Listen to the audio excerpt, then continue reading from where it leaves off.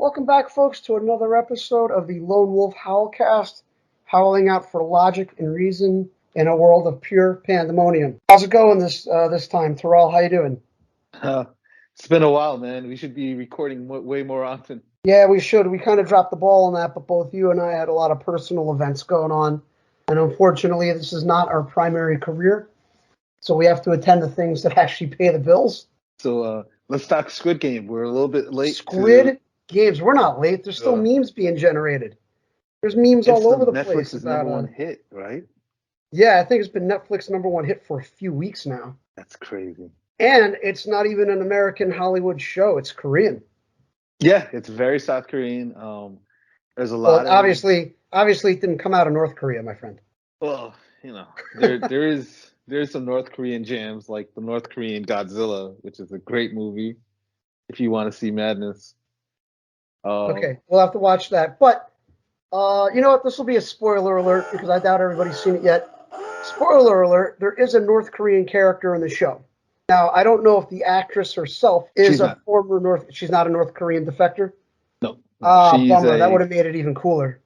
No, she's a supermodel that's been doing it for 10 years, and this is her first acting role. You're incorrect, sir. There's no way she's a supermodel. They uglied her up. She's still pretty, but they uglied her up. They hit her with the ugly stick a few times. They tried, man. I still thought she was beautiful, but yeah. She was plainly attractive, but she didn't stick out to me as like, whoa, she's stunningly hot. Like I didn't get that vibe. Well, think about fashion models. How thin they have to be, the certain look they have to have. This is her first acting job. Yeah, but I mean, you think of like American, even European supermodels, and their faces are still, 11s on a scale of 10.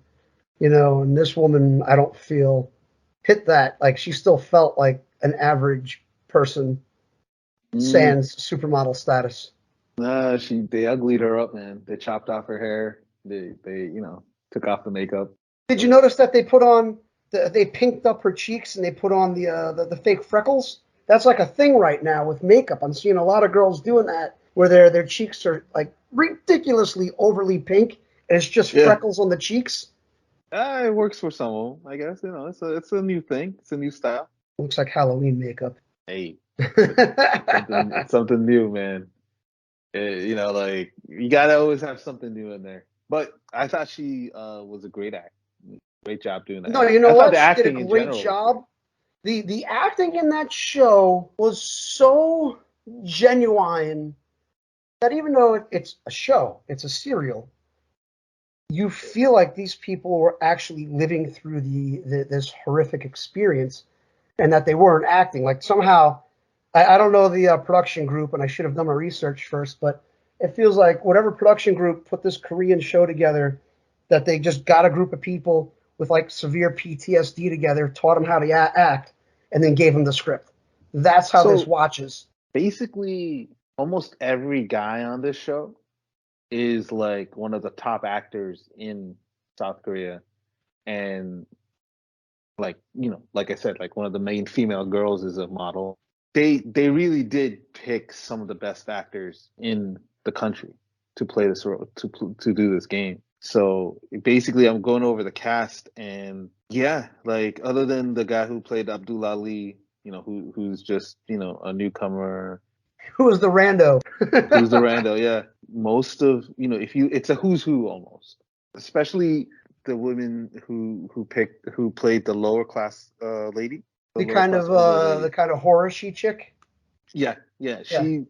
I thought she was the best actor in the whole show, like bar none. Yeah. So this was. I mean, I think that's. I'm going to interrupt you there and slightly disagree. Well, first an observation. At first glance, I thought that was Michelle Yeoh, which didn't make any sense to me, and then I realized it wasn't once we got to see more of her. I thought the gangster guy had the most character growth and was the best actor because he starts out as a mafia street tough, or really a mafia street boss. And then you start realizing, well, he has the potential for love. He also has the potential for fear, and his facade of being like this indomitable force of violence starts to crack.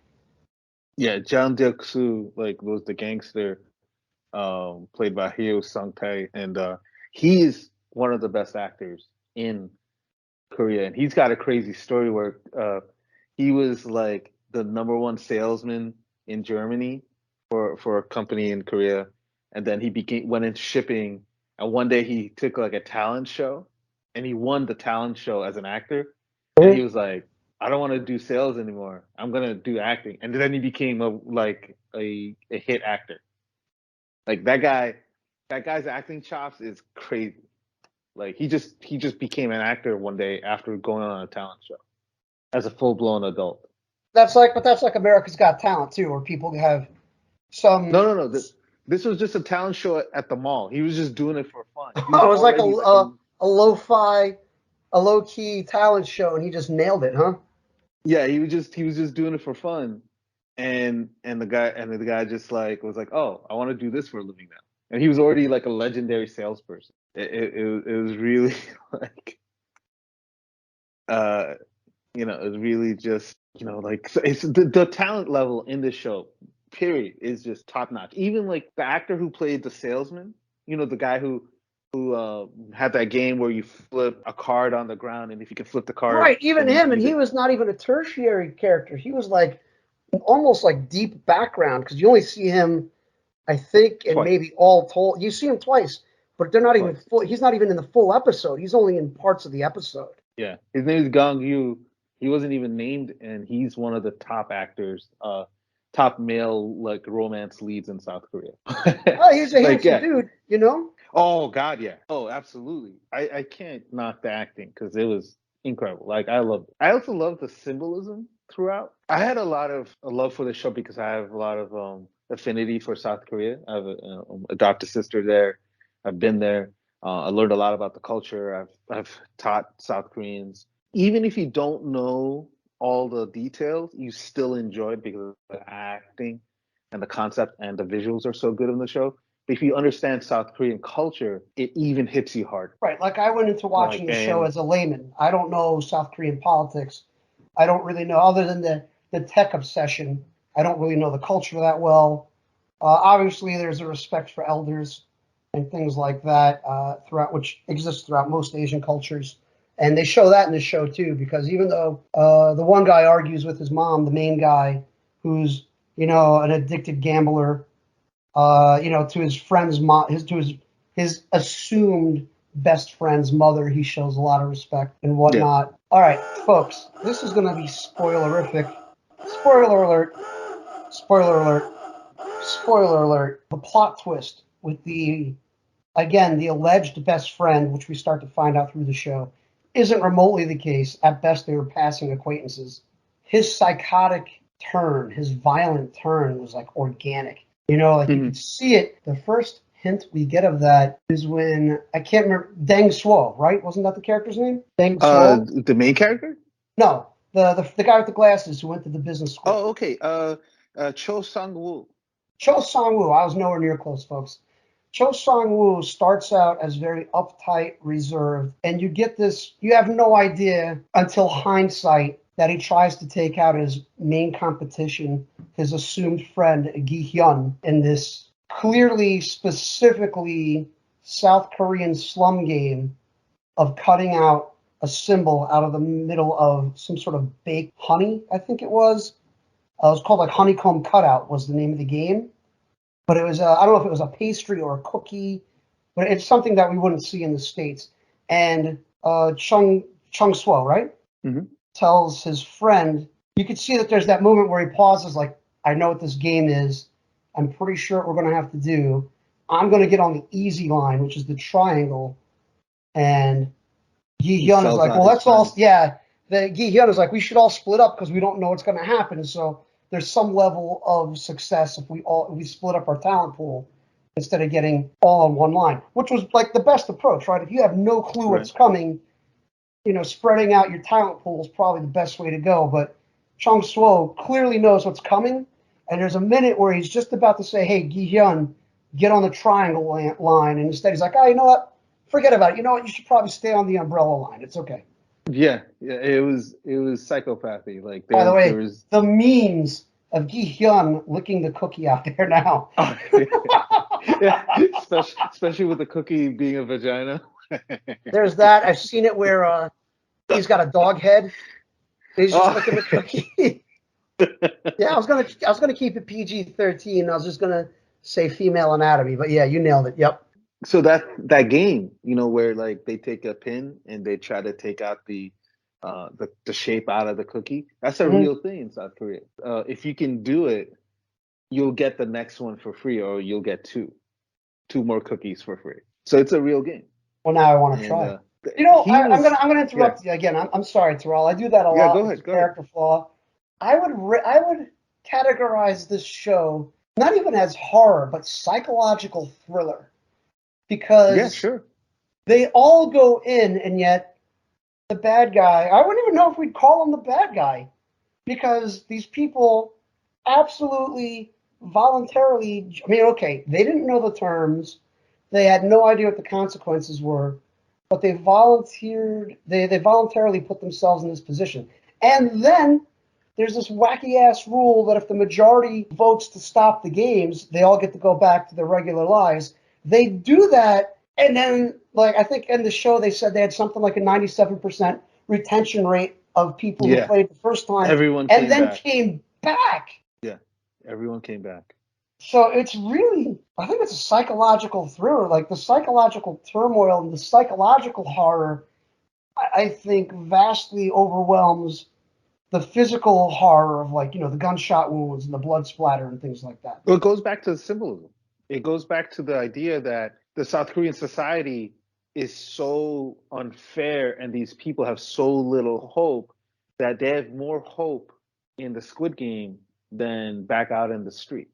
Right, like Gi-hun, he lives, I think it was a 2-room apartment, or maybe, because I think he slept in the living room with his mother, and they're down, he's not even down a side road, he's like 3 or 4 alleys deep before he gets to his front door, and there's garbage piled in front of the door, and like discarded appliances and crap piled up in the alleyway. Like, he's clearly living, him and his mother are clearly living in abject poverty. Right. Well, the mother couldn't even have her own store. She had to have like an outdoor stall. And the mother's dream was always to have like an indoor store. Mm-hmm. And that's not even, I'm going to sound like an ass, that's not even a big dream, because having a retail location in the States is like, you could do that. We could do that right now. If you and I felt like it, there's so many empty places, that we could put a retail storefront in. So to even have such a, dare I say, a small dream like that, but that was a huge dream for her above and beyond her current predicament. Oh, the psychological impact of that show is tremendous. There is that twisting of the knife that I think people kind of forget about, is that the guilt that says, like, okay, all those people who died, their families are going to get money. You're not going to get a dime. You just get to leave.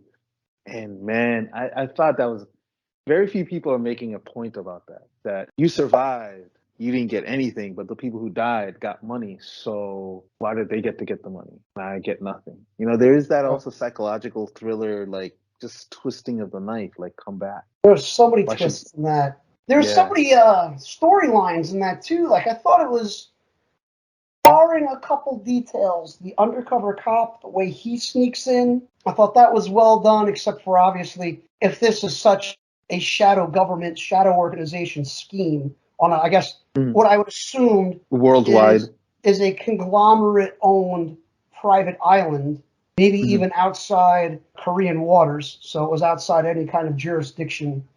But like, nobody checked under the minivans with any kind of cameras like bomb squads do at the border and stuff. I kind of thought that was a minor detail they left out. But even his storyline was tertiary. And like, I wanted to know what's happening to that guy. Yeah. One thing, which I think you and I might have messaged about this, if they do, I can't perceive how they do it season 2 unless they do something, spoiler alert, that Gi-hun, I'm saying his name completely wrong, but if he snaps out of his main character.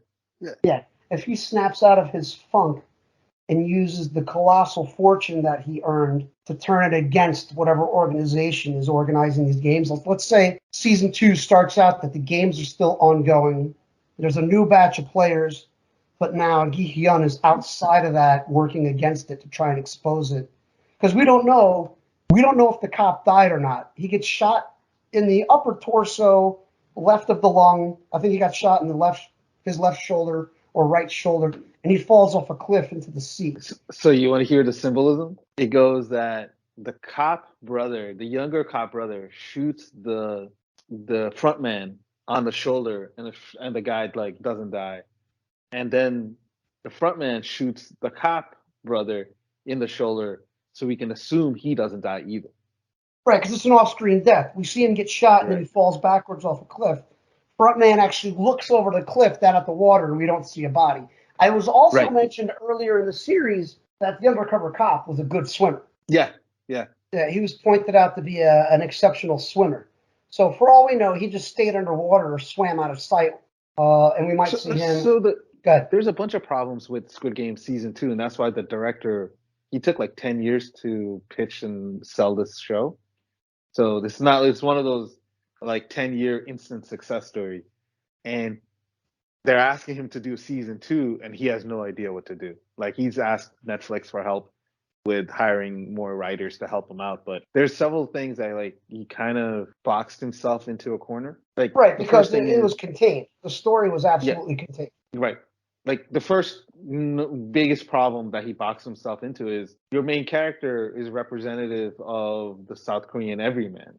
Like, the classic ideal everyman. The guy who's sweet, who takes care of his elders, who has respect for life, who has respect for fairness, who chooses people over money. How are you going to make this guy be anything in the Squid Game Season 2 unless he turns into John Wick? Like, how's he going to stop the games? What the hell can he do? Well, I like my idea, right? That he's got the money. He's currently in a funk, and he's so traumatized by what he went through. I think in the last episode, he gets called into the bank, and they're like, "Hey, you have this money sitting in a low yield account. Why don't we put it in a high yield account for you to start building more interest?" And he's like, "No, I don't want anything to do with the money. Don't ever bother me again. By the way, can you loan me whatever their money is called? It was 10,000 something. Just so he can have a drink, yeah. Just so he has to ride back home, pretty much. Yeah. Yeah, he begs for money when he's like in essence, he has like $45 billion now. $1 million, yeah. No, it was in the billions because he was the survivor.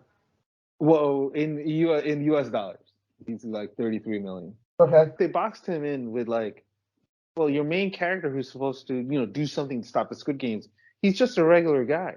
Like, he doesn't know how to do anything. He doesn't have any skills. He doesn't have any knowledge.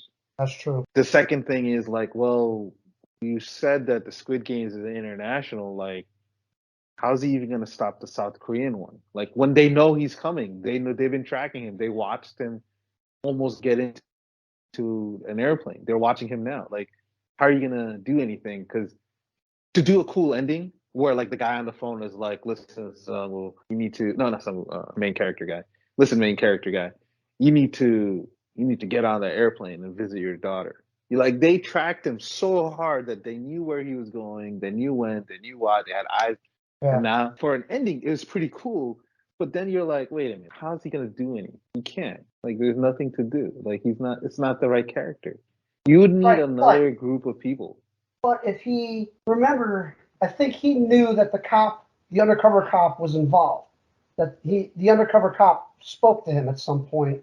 Right. And snuck in. So let's assume undercover cop survives and finds Gi-hun, the main character. And then maybe between the two of them, now if there's a cop involved and he has resources, unless if they do something astonishingly weird, like, the cop is dead on file and is no longer a cop and is working outside of the line, you know what I mean? Like, they go something like 80s action hero movie style, which would be weird. I think you're right.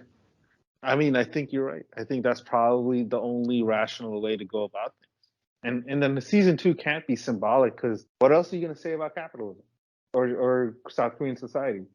Right. You said everything you wanted to say. You said everything you wanted to say about Christianity. You said everything you wanted to say about community. Like, what the hell could Season 2 possibly symbolize? I don't know if we were talking about this on the phone or if we had a text or a messenger chat about this, but we were talking about exactly about this, that as the American audience, we would want to see a season 2 just to perpetuate the show and tie up the loose ends. But I'm guessing maybe to a South Korean audience or even just a larger Southeast Asian audience, the show is self-contained. That's it. It began and it ended and it's done. Yeah. So we don't need a season 2. You know, I think it's the American audience that's like, rah, rah, rah, season 2. You know, what happens to the cop? We already know what Gi-hun does with the money. He doesn't touch it.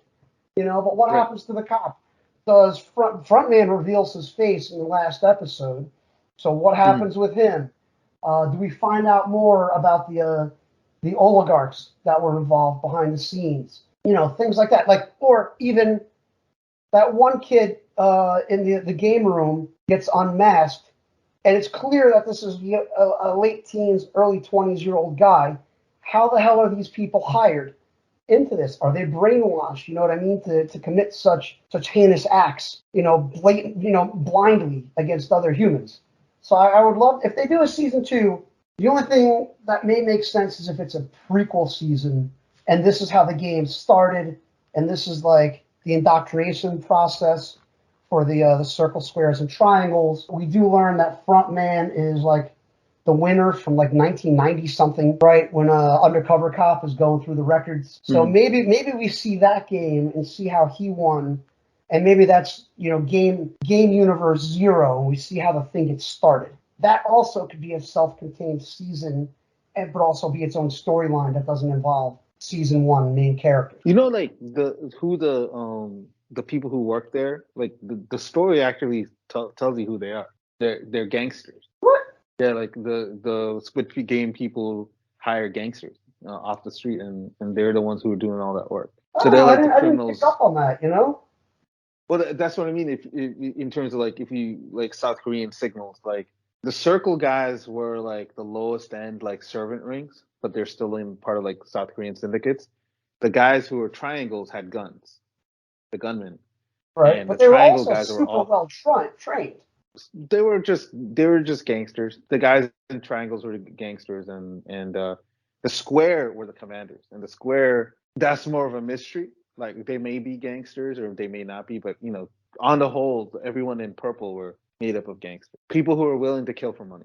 But there's also this weird hierarchy. You know, like I came up twice that the squares were in command, and that it was, you know, don't you remember the rules? Do not speak until you are spoken to by a superior. Like, how do you enforce that with low-level street punk gangsters? You know, how do you enforce a code of silence in your workplace with people like the idea was money. The idea was money. You do the money gets them all, and like the whole point of that body organ harvesting operation was for more money, because these guys wanted more money. Like, yeah, it's clear that this operation was nowhere near as watertight as they wanted it to be. Like, I guess, professional. Frontman did know that the organ harvesting was happening, but he's like, I just didn't care. I was like, just keep doing it. I don't give a shit. No, he didn't know, but once he found out, he was like, I don't care what you guys are doing. But by telling someone inside the game, he gave someone an advantage, and that broke the idealism of the game. He cared about that. True. He didn't care. Yeah. He cared about the ideals of the game. Correct. You're right. So, but that was the thing. Like, it showed that, like, wait, the people even inside of the game weren't all like in the same strata or in the same team. Like they were doing it for money, and that wasn't enough. So they would do for more money. They were criminals, and they had Chinese contacts, you know. So that was always, you know, that's just saying, like, you know, we're bad people. We deal with the Chinese. Yeah, dealing with so it's kind of, I guess, Chinese pirates, right? Because there was a boat offshore that the guys had to swim to with scuba sets, you know, scuba gear to get to. So it must have been far enough offshore. It was just one of those things where, like, the people inside were in it for the money. Frontman was in it for mysterious reasons, maybe ideals, however you want to. In conclusion, because we can go on about the intricacies and the subtlety and the symbolism in this show probably for the next 3 or 4 hours. In conclusion, for me, Tiral, strong recommend to watch this. You are going to be appalled at how people are treated as just throwaway commodities in this show. The psychological impact of this was more than the physical violence for me. And even though I had to watch it with subtitles, obviously, because it's in Korean, South Korean, I thoroughly enjoyed it. And as an American audience, I'm hoping for the season 2, even though it is a self-contained show. There may not be a season 2 because, that may not be what South Korean audiences want. So what do you think? What's your conclusion? I would say that the show can be divided into 2 parts. The first part of the show is highly symbolic, highly critique of culture and capitalism and things like that. The second half of the show is really oh, we have to have a story, or we gotta be done with it. This games have to end. So I feel the second half is still good. It's still entertaining, but it's not as thoughtful as the first half. I really enjoyed it. I would highly recommend. There is a fatigue with the battle royale genre as a whole, and there's another one that's Alice in Borderland, which I just watched too. Oh, no spoilers. I have that queued up. But no, the same battle royale. I liked it. This wasn't really a battle royale because it wasn't everybody. Well, okay. There's one in the same genre, in the ordeal. Same overall. When it's everybody versus when it's EVE or PvP, But for the most part, it was player versus NPC. Right. You know what I mean? Okay, go ahead, continue. But I mean, it's in the same genre, and a lot of people have said they're tired of these. They're tired of these shows that have these crazy situations. I say if you haven't watched it, or if you can recommend it to people, I say still have them watch it because the acting is superb, the symbolism, the crafting of the show is really well done. I can't say enough good stuff. All right, so in conclusion, watch it soon, because already the public gestalt knows what Squid Games is because people can identify the memes even though they haven't seen the show. But eventually, the spoilers are going to get out there, folks. So I think for both Tiral and myself, watch the show. Watch it sooner than later and binge it like Tiral and I did. All right. Thanks for showing. Right. Thanks for. All right. Thanks for joining us. As always, please like and subscribe, and let's continue the conversation in the comments.